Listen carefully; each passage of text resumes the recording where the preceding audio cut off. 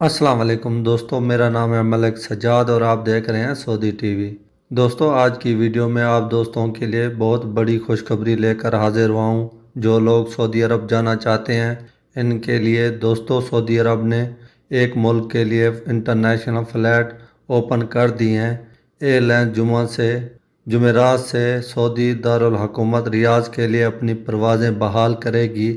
ہفتے میں 4 پروازیں چلائی جائیں گی۔ عکاظ اخبار کے مطابق عمان ایئر لائنز نے ٹویٹر پر بیان میں کہا ہے کہ مسافروں سے سماجی فاصلے کی پابندیاں کرائی جائیں گی۔ فضائی عملے کے تمام ارکان کو کرونا وائرس سے بچاؤ کا لباس استعمال کریں گے۔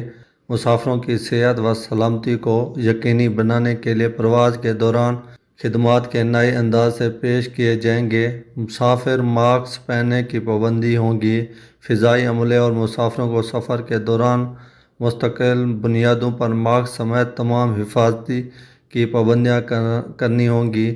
یاد رہے کہ عمان ایئر لائنز نے اس سے قبل 28 مارچ 2021 کو دمام شہر کے لیے پروازیں بحال کی ہیں۔ مقصد اور دمام کے لیے ہفتے میں 4 پروازیں چلانے کا بھی پروگرام بنایا گیا ہے۔ جو لوگ سعودی عرب جانا چاہتے ہیں وہ عمان سے بالکل سعودی عرب جا سکتے ہیں۔